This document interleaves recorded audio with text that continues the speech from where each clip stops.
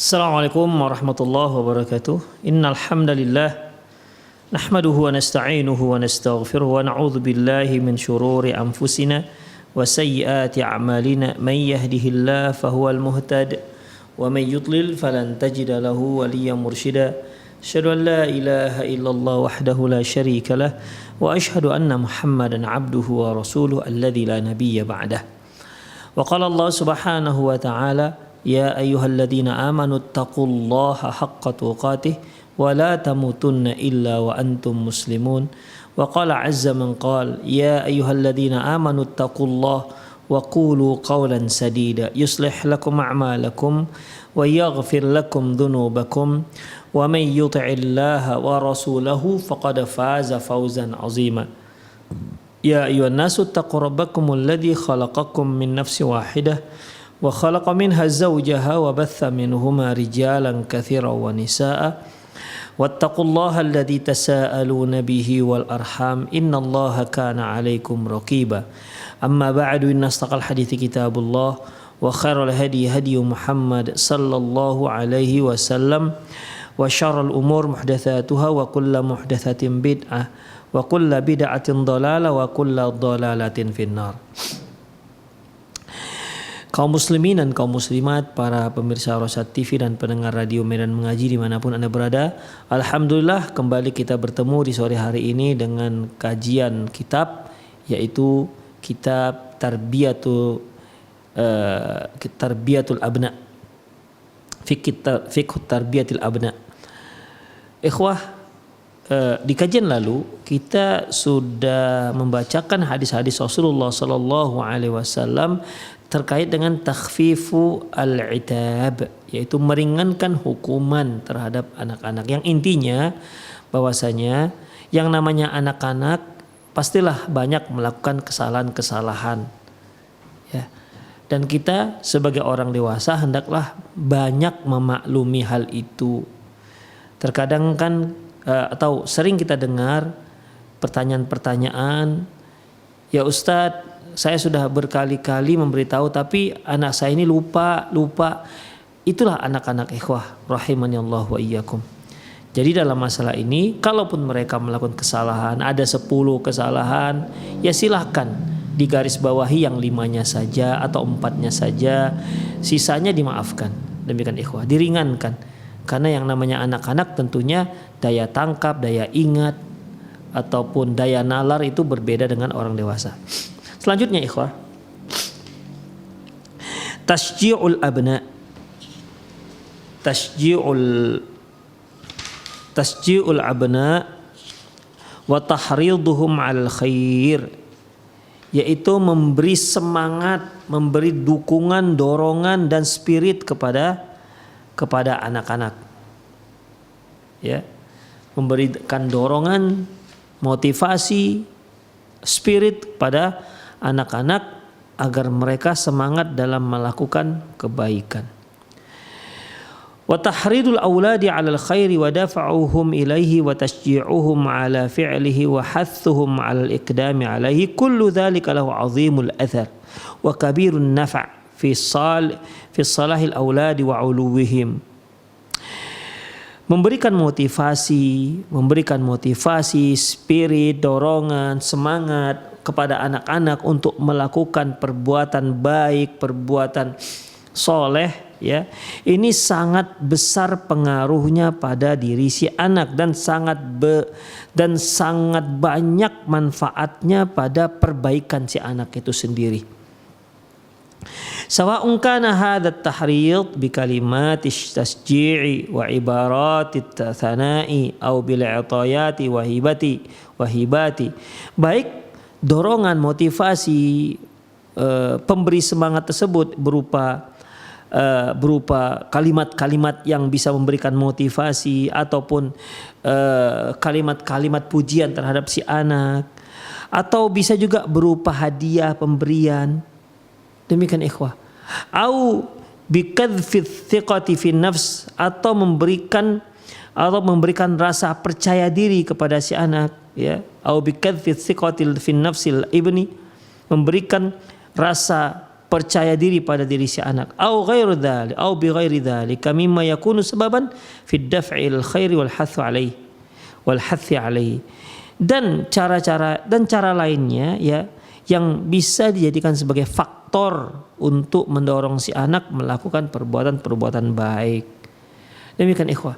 Jadi ketika kita ingin anak kita melakukan sebuah tindak kebaikan, lakukan amalan soleh, atau dia agar mereka rajin sholat, rajin misalnya baca Quran, maka kita berikan mereka apresiasi berupa motivasi. Kita ngomong anak kita, nak baca Quran itu masya Allah, ini merupakan kalam Allah, ucapan Allah pemilik segala alam. Dan ya pakailah bahasa anak supaya si anak semakin semangat dalam melakukan kebaikan. Kalau kita ingin anak kita menghafal Quran, maka kita beri dia dorongan motivasi. Allah akan janjikan untuk seorang anak yang menghafal Quran, Allah akan janjikan surga, Allah akan janjikan dan janji-janji Allah yang lainnya, ikhwah. Demikian ikhwah rahimanallah wa ikum. Atau berupa pujian, misalnya anak kita masya Allah dalam sudah hafal juz amma misalnya, atau sudah hafal surat Ar-Ra'aital ladzi, maka kita puji dia, ya kita puji dia, masya Allah nak, kamu sudah hafal. Ketika datang tamu, kita puji juga depan tamu dia. Demikian. Jadi si anak pun masya Allah dia merasa mendapat apresiasi yang sangat lebih dari kedua orang tua. Jadi dia pun semangat untuk menghafal. Demikian ikhwah rahimanallah wa iyyakum. Atau bisa juga berupa apa? Pemberian. Ya, pemberian. Demikian. Ya, pemberian berupa uang atau berupa hadiah, apalah mainan. Apa saja yang dia senangi. Intinya itu semua merupakan motivasi yang dapat memberi semangat si anak untuk melakukan berbagai macam kebaikan demi kebaikan. Demikian. Kita ingin anak kita semangat dalam menghafal Quran misalnya. Nah, kalau kamu hafal 10 juz, nanti kita akan pergi tamasya ke tempat fulan misalnya. Demikian. Atau ayah akan berikan kamu baju apa begitu, sepatu apa begitu. Demikian ikhwah. Atau ayah akan belikan apa yang dia inginkan misalnya, yang dia sangat inginkan. Tas baru misalnya, atau baju baru misalnya. Demikian. Atau makanan, bawa dia makan kemana begitu ikhwah. Dan banyak hal yang bisa kita jadikan sebagai pemberi semangat ataupun memberi motivasi untuk si anak agar dia semakin semangat dalam melakukan perbuatan baik. Waqad sadarat fi dzalika jumlatun minal maqulati thayyibati min Rasulillah sallallahu alaihi wasallam wa min ashabihi kadzalika li ghilman. Demikian juga banyak ucapan-ucapan yang baik yang bersumber dari Rasulullah sallallahu alaihi wasallam dan para sahabat, ya, yang merupakan ucapan-ucapan pemberi motivasi kepada anak-anak. Fa asbahu fima ba'du a'immatun huda yuhtada bihadihim wa yuqtada bi siyarihim.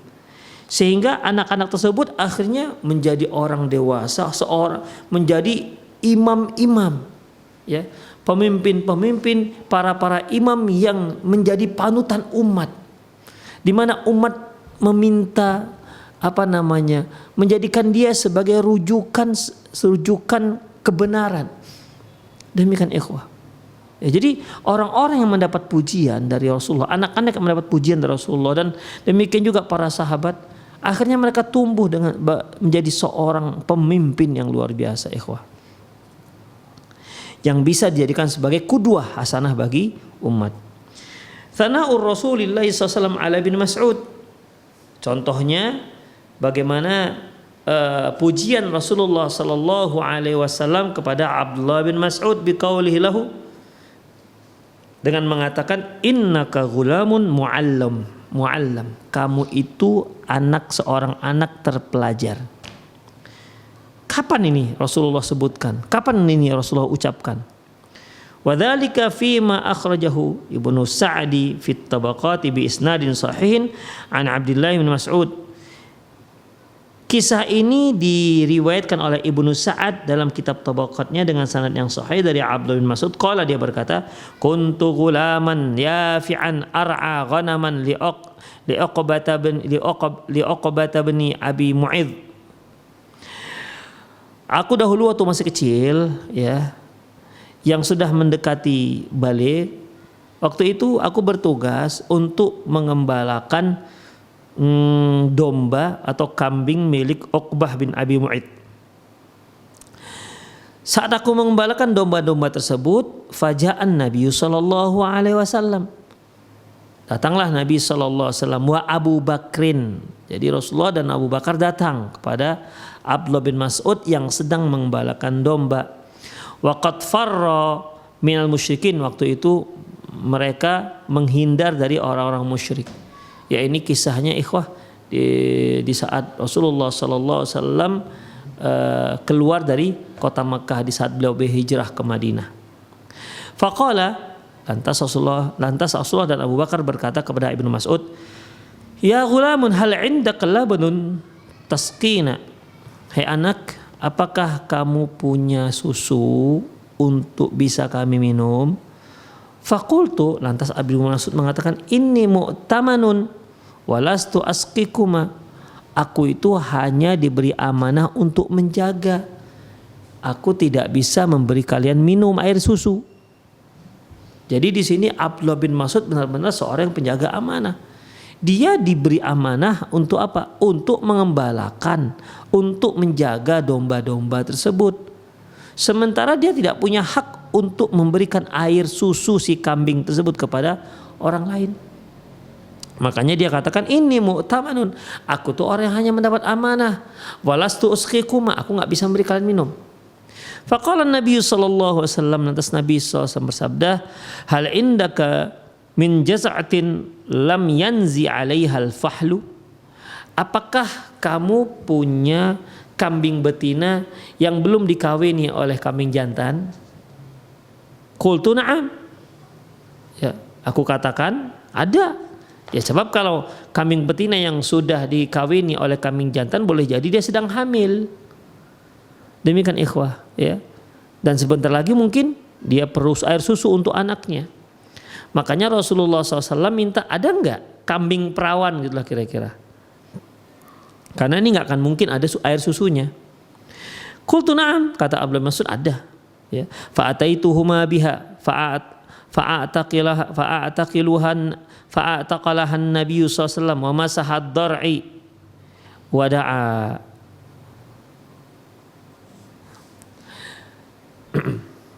Lantas aku pun membawa kambing perawan tersebut, ya, dan Nabi pun mengikat kambing tersebut dan mengusap tempat air susunya.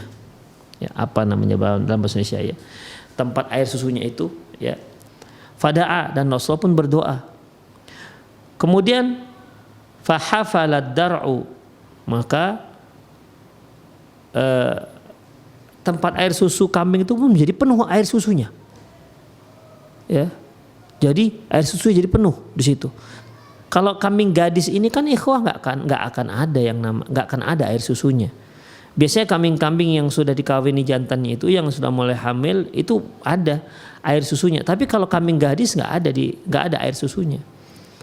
Tapi ketika Rasulullah pegang susunya, ya, Rasulullah doakan, kemudian jadi besar susunya tersebut, ya, karena banyak air, tiba-tiba banyak air susu di susunya. Kemudian summa ata Abu Bakar bisakhran mutaqa'iratin. Kemudian Abu Bakar datang membawa batu yang ada cekokannya, ya, seperti batu bisa nampung air gitulah kira-kira. Kemudian fahtalaba fiha, lantas kambing tersebut pun diperah dan air susunya ditampung di batu yang berbentuk yang ada lubangnya lah, yang ada tempat bisa menampung airnya. Summa fasyariba Abu Bakrin summa syaribtu. Maka Abu Bakar pun meminumnya dan aku pun meminumnya. Summa qala lidar'i, lantas Rasulullah berkata kepada susu si kambing, uklus, kempislah, faqala sa, maka kempislah susu si kambing. Ini merupakan mukjizat Rasulullah sallallahu alaihi wasallam. Qala fa ataituhu ba'da dzalik. Setelah itu aku pun mendatangi Rasulullah sallallahu alaihi wasallam. Faqultu 'allimni ma hadzal qaul. Kata Abdullah bin Mas'ud, ajarkan kepadaku ucapan yang tadi. Qala innaka ghulamun mu'allamun. Kata Rasulullah, kamu itu memang seorang anak yang terpelajar. Fa akhadtu min fihi 70 surah la yunazi'uni fiha ahadun.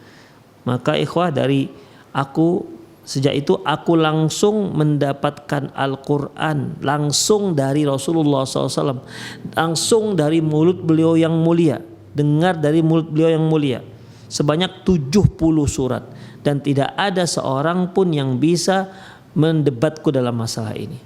Demikian, karena Abdullah bin Mas'ud langsung mendapat bacaan tersebut ataupun Quran tersebut dari Rasulullah Sallallahu Alaihi Wasallam. Di sini Rasulullah SAW memuji Abdullah bin Mas'ud, innaka ghulamun mu'allam. Kamu itu memang seorang anak yang terpelajar. Ini merupakan pujian terhadap seorang anak. Wa min dzalika tauliyatun Nabi sallallahu alaihi wasallam li Usamah bin Zaidin imratan jaisin kabir.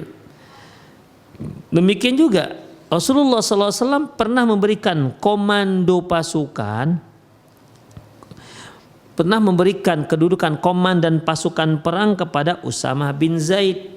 Wa Usamah tu saghirus sin. Pada waktu itu usia Usamah bin Zaid ini sangat muda. Lam yatajawaz 20, enggak sampai 20 tahun.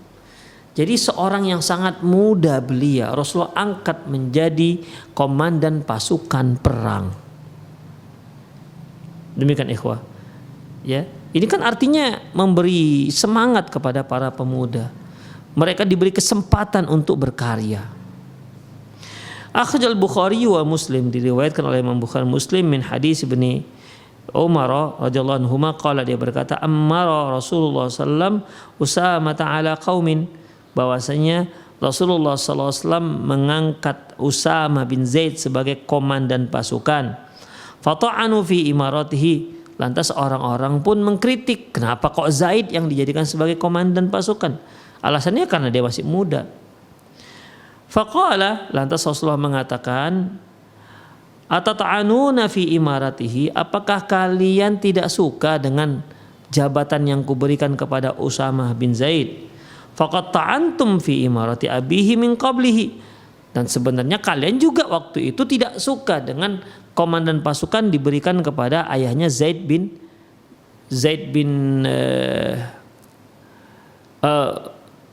Harisah, ya.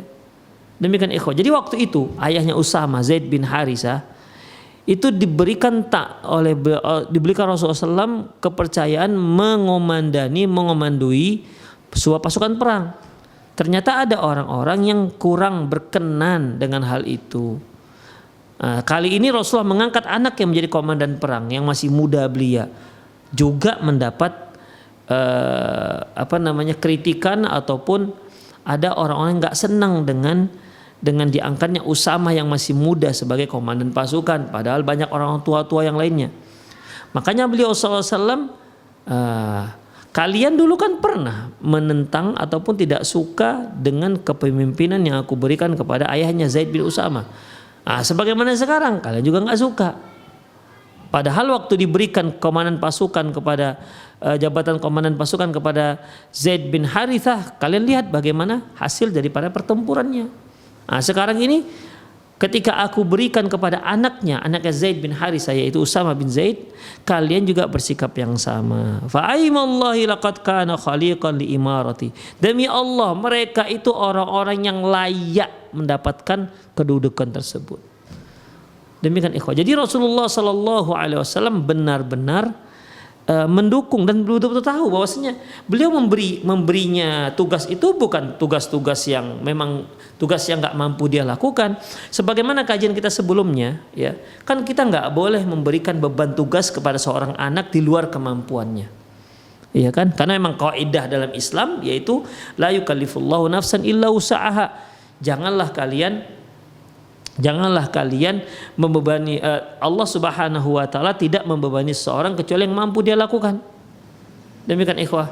Rasul juga mengatakan jangan kalian memberikan tugas kepada pembantu kalian yang di luar kemampuan mereka. Kalaupun harus diberi juga maka bantu mereka. Demikian ikhwah. Jadi konsep dasarnya itu Islam tidak akan memberikan tugas kepada seorang yang dia tidak mampu melakukannya. Karena ini juga termasuk sabda Rasulullah SAW, "Idza wusilatil amru ila ghairiha fantazirus sa'ah." Apabila kamu menyerahkan kepada seorang yang bukan ahlinya, apabila kamu memberikan satu urusan kepada seorang yang bukan ahlinya, fantazirus sa'ah, maka tunggu saja hasil kehancurannya. Nah, sekarang Rasulullah SAW mengangkat Usama bin Zaid. Apakah menurut Anda bahwasanya Rasulullah itu tak mengerti profesionalitas, tak mengerti bahwasanya Usama bin Zaid ini mampu apa tidak? Justru karena beliau tahulah bahwasanya Usama bin Zaid ini mampu untuk menjadi memegang kedudukan, memegang jabatan komandan pasukan. Makanya beliau katakan, "Aimullah, demi Allah, laqad kana khaliqan li imaratin." Demi Allah dia itu pantas mendapatkan posisi komandan pasukan. Itu menunjukkan bahwasanya Usama bin Zaid, Rasulullah lihat dia berpotensi, dia punya potensi besar yang bisa mengomandoi pasukan. Wa in kana man min ahabbin nasi ilayya wa inna hadza liman ahabbin nasi ilayya ba'du. Sesungguhnya dahulu komandan pasukan adalah aku berikan kepada orang yang paling aku cintai, dan sekarang aku berikan juga kepada orang yang paling aku cintai. Maksudnya anak daripada Usama bin Zaid. Makanya Zaid bin Harisah itu dapat julukan muhibbi Rasulullah SAW. Orang yang disukai Rasulullah SAW, yang dicintai Rasulullah SAW. Ya, orang yang dicintai lah ikhwah. Demikian juga anaknya. Ya, anaknya juga disayangi oleh Rasulullah SAW. Jadi di sini ikhwah, di mana Rasulullah SAW memberikan spirit, memberikan kepercayaan kepada seorang anak muda untuk menerima tugas. Ya tentunya ini setelah Rasulullah melihat memang dia pantas mendapatkan jabatan tersebut. Jadi bukan asal muda ya, bukan asal muda. Apalagi ini adalah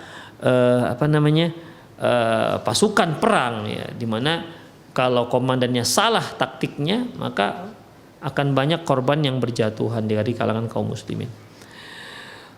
Baik, selanjutnya ikhwah, wa hadhihi suratun min suwarit tasji' aidan. Berikut ini ada bentuk-bentuk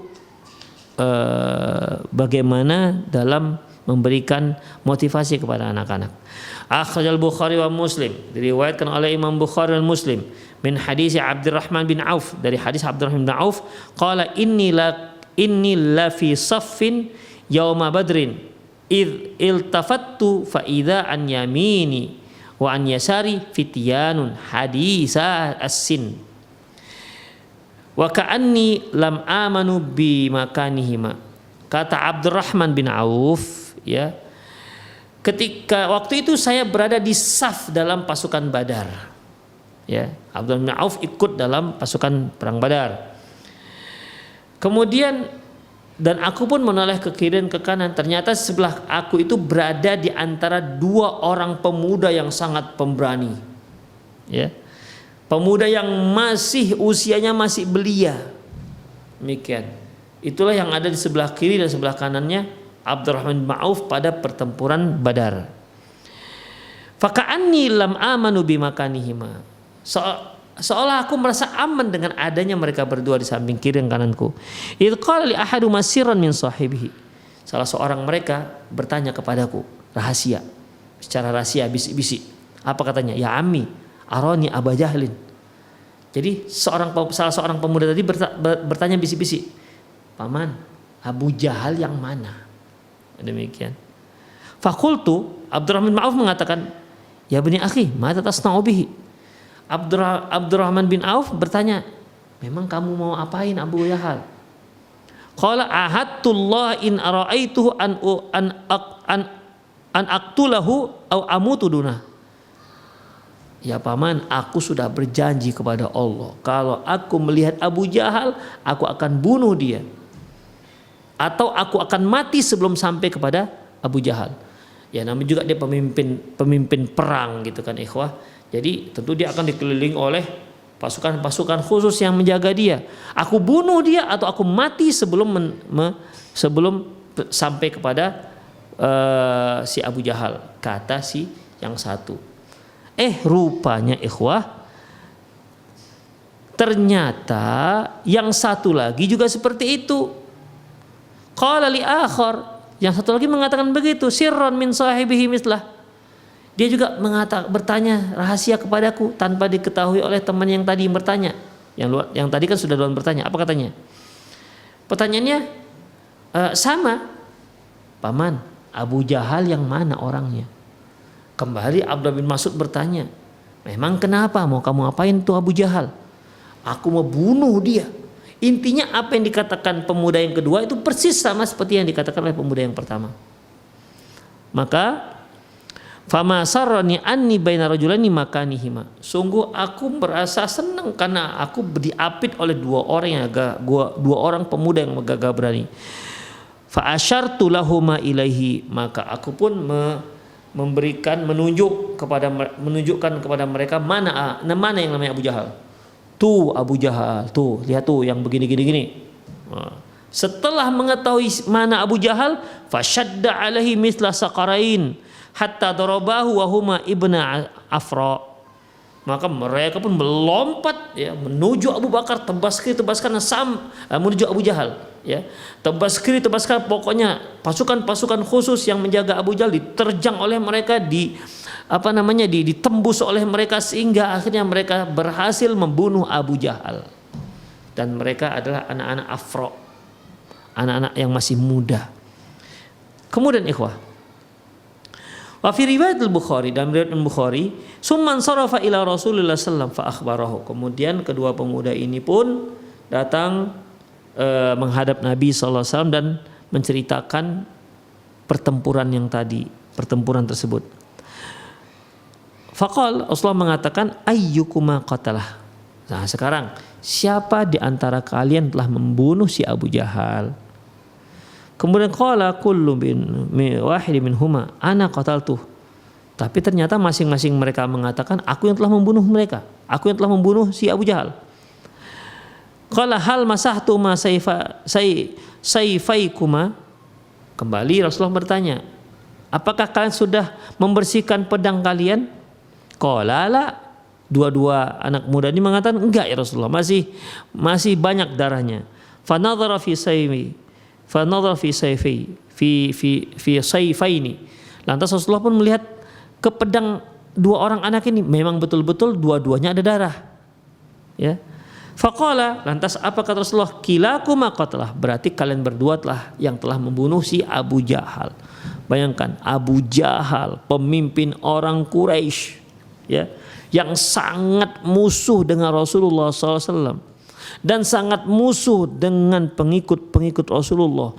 Dialah orang yang sangat provokatif, mengajak orang-orang Mekah untuk membenci Rasulullah dan pengikut Rasulullah. Itulah Abu Jahal. Ternyata matinya hanya dengan anak-anak.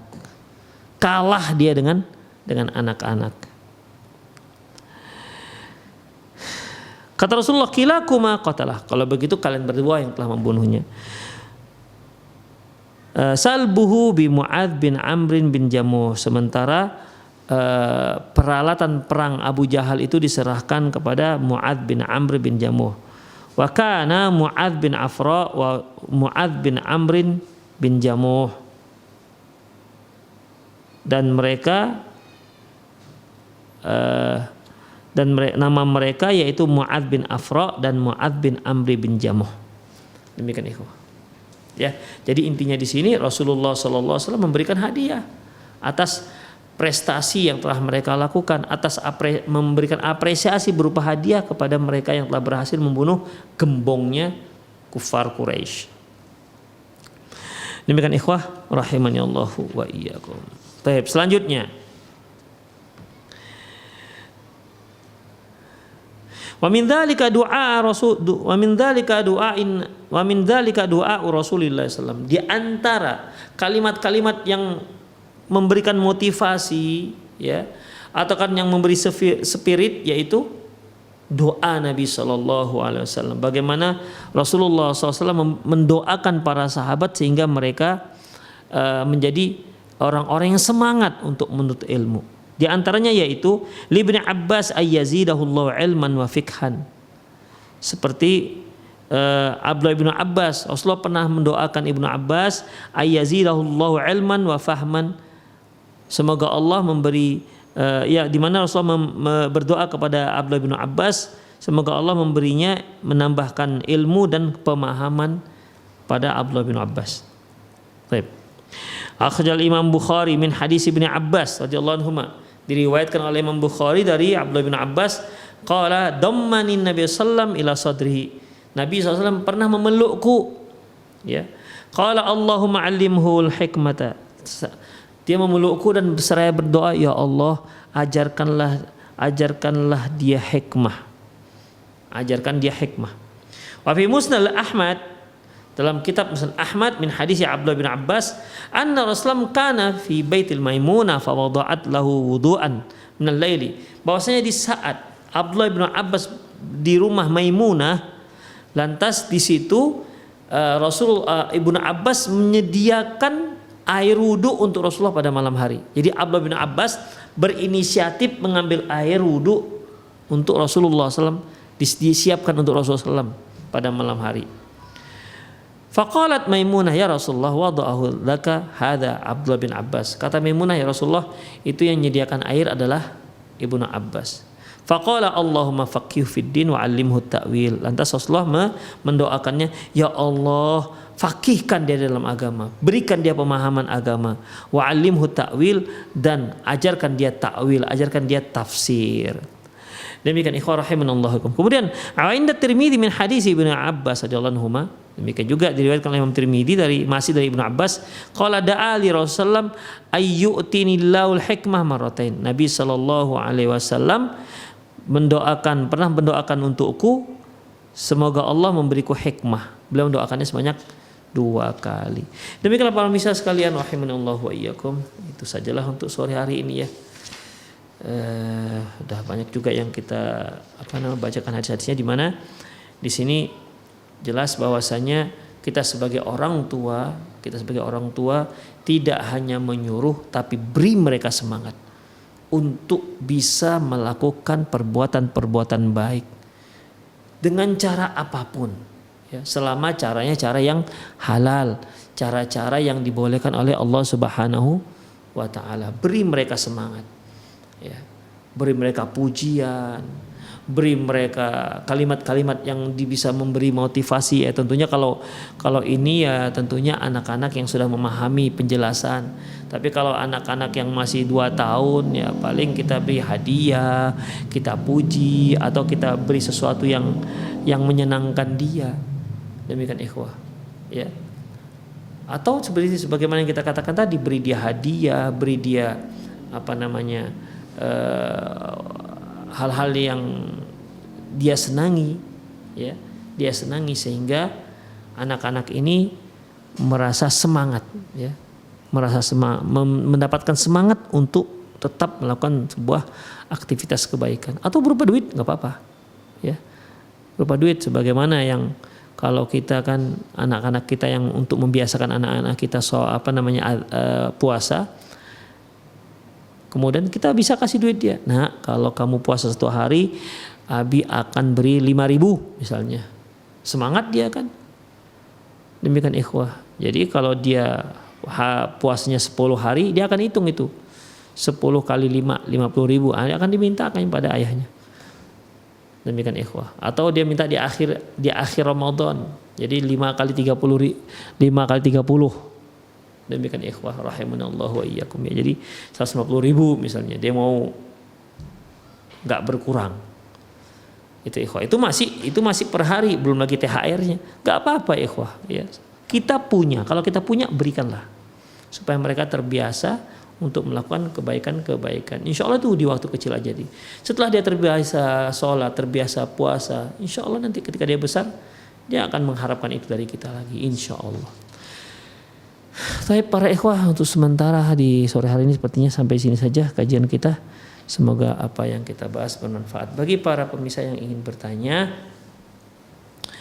boleh mengirimkan pertanyaannya melalui nomor yang sudah tertera di layar televisi Anda, atau boleh juga telepon langsung ya bagi yang punya kesempatan untuk telepon langsung, atau juga boleh ke nomor saya ini di 089561132778.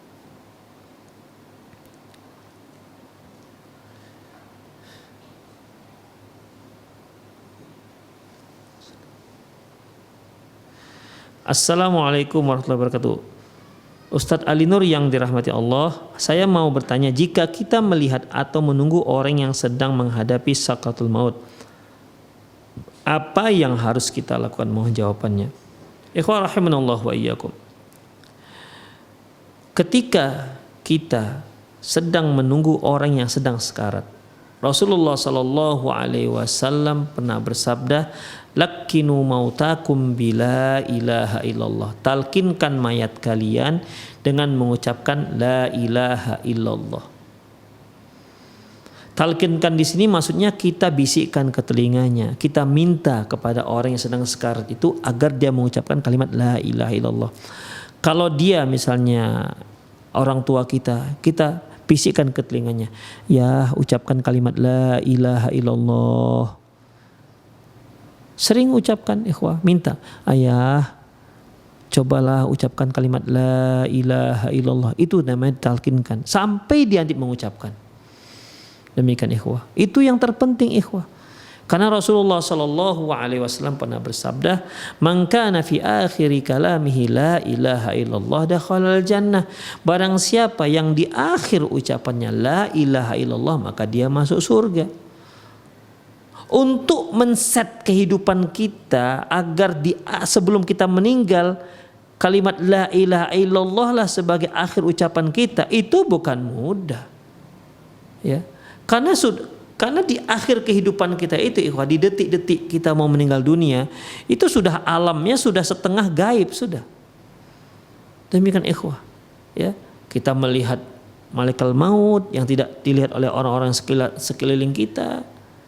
Demikian ikhwah. Makanya yang paling penting bagi kita adalah talkinkan kepada orang yang sedang sekarat itu dengan kalimat la ilaha illallah. Jadi bukan dibacakan Al-Quran, bukan dibacakan Yasin, bukan itu. Ya, tapi mentalkinkan. Ingat hadisnya, lakinu mautakum bila ilaha illallah. Talkinkan mayat kalian dengan kalimat la ilaha illallah. Mayat di sini ikhwah bukannya sudah meninggal yang dimaksud. Sebab kalau yang sudah meninggal ditalkinkan agar dia mengucapkan kalimat la ilaha illallah, apa fungsinya? Dia sudah meninggal, gak akan bisa dia mengucapkan kalimat la ilaha illallah. Jadi orang yang sedang sekarat itu dianggap sudah mati. Nah, dikategorikan kepada orang yang sudah mati. Makanya Rasulullah katakan lakinu mautakum. Talkinkan mayat kalian. Artinya bukan sudah meninggal. Karena kalau sudah meninggal, untuk apa kita mentalkinkan? Sudah meninggal. Ini kan membuktikan bahwasanya yang dimaksud dengan mautakum yaitu orang yang sedang sekarat. Jadi yang sekarat itu dianggap sudah hampir pada kematian. Makanya kita upayakan dengan sesungguh-sungguhnya agar orang yang sedang sekarat itu mengucapkan kalimat la ilaha illallah. Demikian ikhwah. Allahu a'lam bissawab. Assalamualaikum warahmatullahi wabarakatuh. Lebih besar mana pahalanya, harta yang diberikan ke ahli waris atau harta yang disedekahkan untuk jalan Allah, misalnya sedekah untuk masjid, pesantren dan amalan lainnya? Wassalam. Ikhwah rahimanallah wa iyyakum. Harta yang diberikan ke ahli waris. Perhatikan ikhwah. Perlu kita ketahui kalau harta yang kita miliki di saat kita meninggal lantas dibagi-bagi kepada ahli waris, itu bukan harta kita. Ya. Saya punya uang 3 miliar. Udah. Kan kalau saya meninggal, ya, harta ini kan akan dibagi-bagi ke ahli waris. Pada hakikatnya, pada hakikatnya harta yang kita tinggalkan ketika kita meninggal itu bukan lagi punya kita. Jadi ketika Allah mencabut nyawa kita, otomatis harta kita itu berpindah hak milik kepada ahli waris. Makanya Allah Subhanahu wa taala memberikan ketentuan bahagian-bahagiannya. Suami dapat setengah kalau yang meninggal itu istri. Suami dapat setengah kalau istri nggak punya anak. Suami dapat seperempat kalau istri punya anak. Kalau suami yang meninggal, istri mendapat seperempat kalau suami nggak punya anak. Kalau suami punya anak, istri dapat seperlapan. Itu Allah menentukan. Demikian ikhwah, ya. Itu namanya harta warisan. Makanya kalau kita ingin dapat pahala, ya, maka sebelum itu kita sedekahkan. Demikian ikhwah. Kalau yang namanya yang harta yang diwaris-wariskan itu kan memang tidak bisa lagi, itu sudah hak milik ahli waris, bukan punya kita. Ya, bukan lagi punya kita. Demikian ikhwah. Jadi kalau kita masih hidup, jelas masih hidup kita berikan sedekah atau kita wasiat. Demikian. Kita wasiat sepertiga dari harta saya untuk masjid misalnya, sepertiga harta saya untuk pembangunan rumah Al-Quran misalnya, dapat pahala. Tapi kalau meninggal belum ada wasiat apapun, itu merupakan harta kita di beberapa saat sebelum kita meninggal, kemudian dibagi-bagi ahli waris. Demikian, jelas yang namanya yang kita sedekahkan itu lebih besar pahalanya. Demikian ikhwan. Makanya ada orang-orang yang sampai mereka itu ingin kembali ke dunia. Untuk apa? Untuk mensedekahkan hartanya. La in akhartani la asaddaqanna. Kalau engkau tunda kematianku, akan aku bersedekah. Demikian. Jadi disedekahkan hartanya. Kalau dia mati, hartanya masih ada, itu bukan punya dia lagi. Sudah otomatis punya ahli waris. Demikian ikhwah. Jadi yang dia sedekahkan sebelum dia meninggal itulah yang ada pahalanya. Yang dia wasiatkan sebelum dia meninggal itulah yang ada pahalanya. Allahu a'lam bissawab. Naam. Halo. Halo, assalamualaikum. Waalaikumsalam warahmatullahi wabarakatuh. Ya, silakan Ibu, dari mana dan Ibu siapa? Ibu Nur dari Medan. Ya, silakan Ibu Nur. Assalamualaikum Ustaz. Waalaikumsalam warahmatullahi wabarakatuh. Ada yang saya tanyakan Ustaz, begini, wanita di kajian itu kan pada sholat, tapi bajunya panjang, tapi tidak menutupi telapak kakinya, sedangkan kaos kakinya tipis. Apabila dia sholat kelihatan samar-samar gitu tuh kakinya, apakah sholatnya itu sah Ustaz? Oh iya. Oke. Sudah ya Ustaz. Assalamualaikum warahmatullahi wabarakatuh. Waalaikumsalam warahmatullahi wabarakatuh. Allahu a'lam bissawab. Adapun seorang wanita, aurat seorang wanita yaitu tetap muka dan telapak tangan. Adapun kakinya memang ada sebagian ulama yang mengatakan boleh terlihat, namun yang rojih tidak boleh terlihat sebagaimana dia di luar sholat. Ya, sebagaimana dia di luar sholat.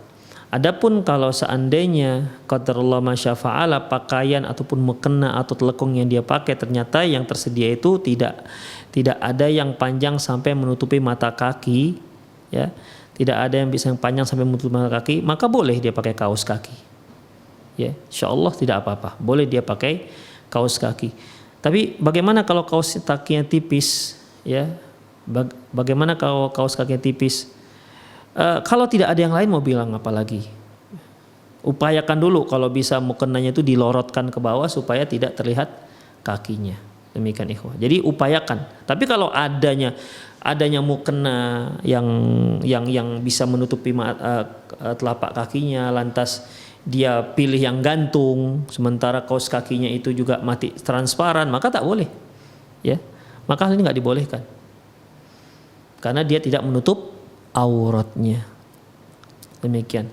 Tapi kalau seandainya memang tak ada yang lain, dia nggak bawa mukena misalnya, kemudian gamisnya juga hanya sampai mata kaki misalnya, kemudian mukenanya yang lain juga tidak ada yang panjang, maka sementara dia pakai kaos kaki, maka insya Allah nggak apa-apa. Ya, insya Allah nggak apa-apa. Allahu a'lam bishawab. Assalamualaikum Ustaz, apa hukumnya menggugurkan janin hasil zina?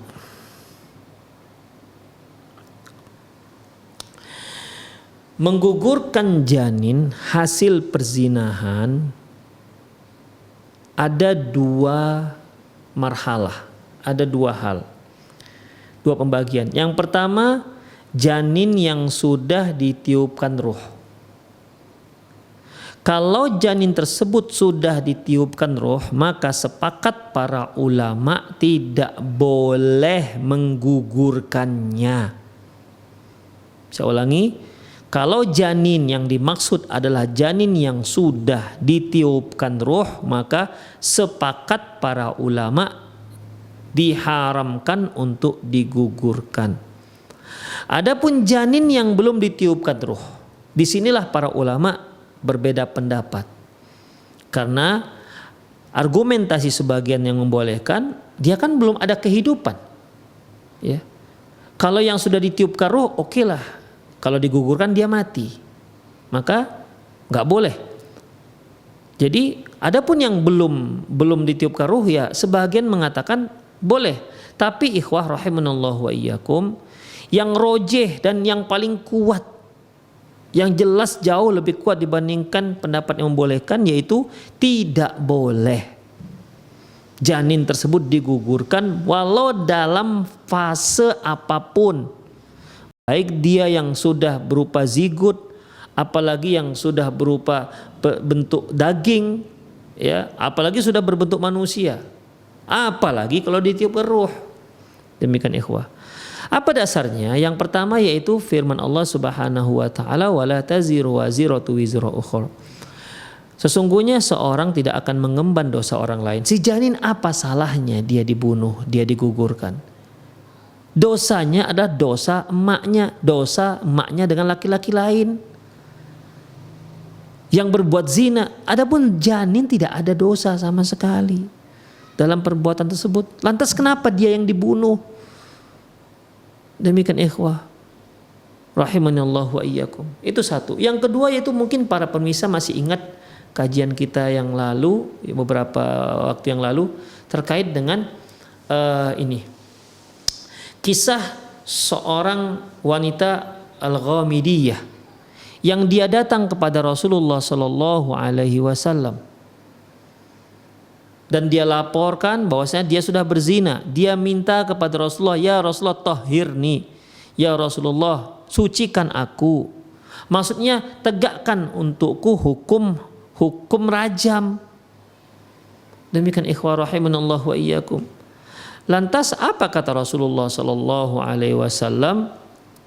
Kemudian kata Rasulullah bertanya, apa dasarnya kamu itu minta dirajam?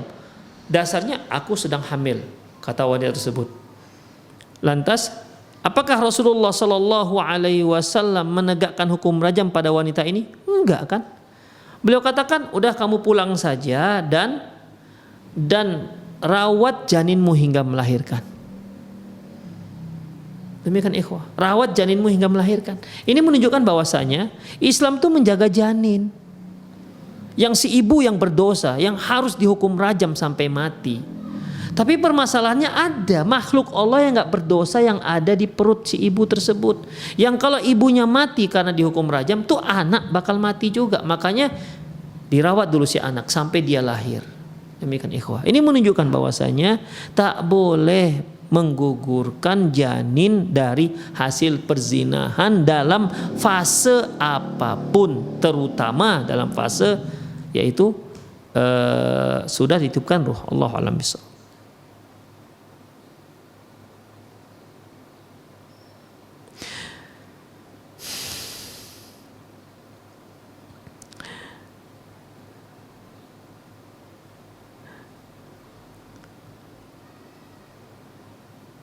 Assalamualaikum warahmatullahi wabarakatuh. Ustaz izin bertanya, ibu Ana ada menitipkan sejumlah uang kepada Ana tanpa sepengetahuan saudara kandung Ana yang lain. Karena ibu merasa lebih percaya pada Ana. Seandainya ibu atau Ana yang meninggal duluan, bagaimana dengan status uang tersebut? Ya, kalau status uang tersebut, jadi dia ini seorang anak Si ibu punya anak A, B, C, D misalnya. Si ibu menitipkan uang kepada anak si A, gitu. Karena dia lebih percaya pada anaknya si A ketimbang si B, C, dan D. Lantas seandainya ibu atau anak yang meninggal duluan, bagaimana dengan status uang tersebut? Ini kan titip kan. Kalau seandainya si ibu meninggal, ya jadi itu kan berarti harta ibu. Maka harus dibagi-bagi ke ahli waris, bukan untuk si A. Dia kan menitip, bukan memberikan. Ibu menitipkan. Misalnya nih, seorang ibu menitipkan pada anaknya duit misalnya 300 juta misalnya. Kan menitipkan.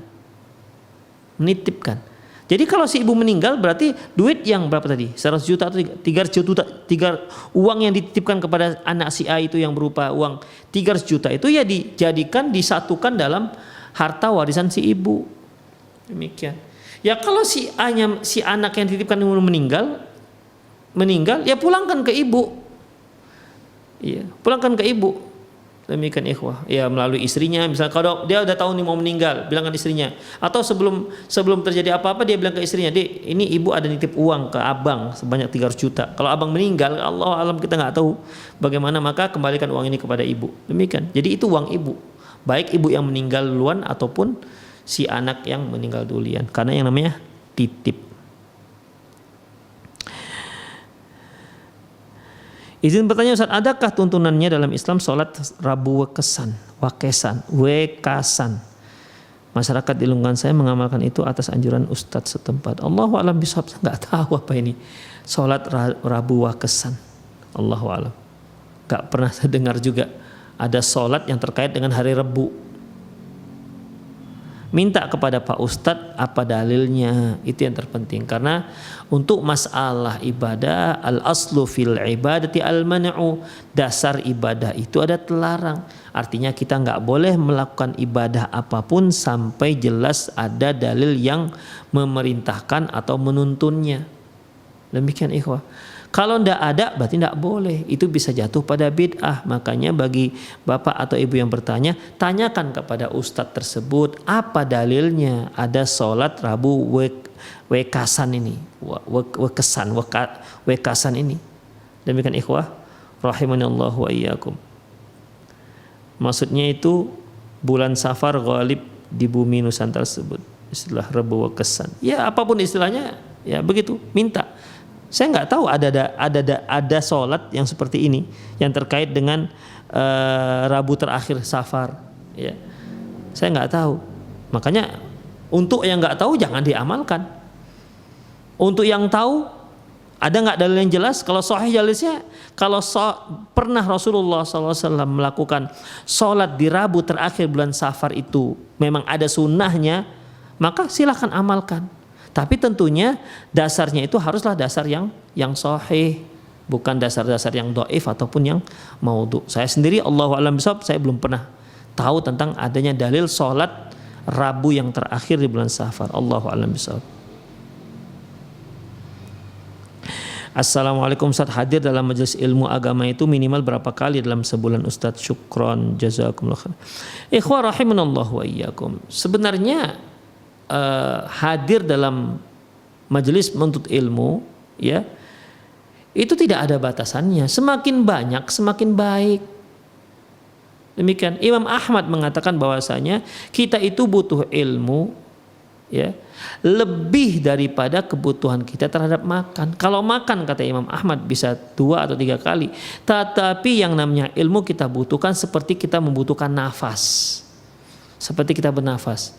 Jadi kalau ada yang memang punya kesempatan waktu yang lapang, dia bisa hadir dalam satu hari bisa 3 majelis taklim, tafadhol, bagus sekali. Demikian, dengan tanpa mengurangi hak-hak orang lain. Misalnya nih, dia sudah sediakan uang 1 bulan untuk istrinya dan anaknya semua udah. Jadi dia tinggal pagi dia belajar, kemudian pulang, kemudian nanti sore belajar lagi dia pulang, malam belajar, silakan, bagus. Semakin banyak semakin bagus. Itulah yang namanya ilmu. Ya, itulah yang namanya ilmu. Orang terhadap ilmu itu tidak pernah merasa puas yang terhadap ilmu. Makanya Tidak ada batasan berapa-berapanya. Tetapi perlu kita ketahui, karena menuntut ilmu itu juga termasuk ibadah kepada Allah Subhanahu wa taala, termasuk perbuatan termasuk amalan soleh yang terbaik, maka hendaklah yang terpenting bagi kita adalah ahabbul a'mal ilallah adwamuha, yaitu yang paling dicintai oleh Allah Subhanahu wa taala, amalan yang paling dicintai oleh Allah Subhanahu wa taala adalah adwamuha, yang paling kontinu, wa in qalla, walaupun sedikit. Jadi kalau dia seminggu 3 kali tapi terus kontinu, terus dia upayakan untuk hadir misalnya, itu bagus ketimbang seminggu 10 kali, seminggu 16 kali, setelah itu 3 bulan libur, malas, kemudian masuk lagi semangat lagi, libur lagi. Demikian ikhwah, nggak kontinu. Apalagi kalau kita menghadiri majelis-majelis yang memang mempelajari kitab, baca kitab. Insya Allah. Jadi intinya tidak ada batasan berapa kalinya. Semakin banyak semakin baik, semakin kontinu itu semakin baik. Demikian. Allahu a'lam bissawab. Baik ikhwah rahimanallahu wa iyyakum, itu saja kajian kita pada sore hari ini. Semoga apa yang kita sampaikan tadi bermanfaat. Aku qouli hadza wa astaghfirullah li wa lakum wa lisal muslimin innahu wal ghafurur rahim. Subhanakallahumma wa bihamdik asyhadu an la ilaha illa anta astaghfiruka wa atubu ilaik.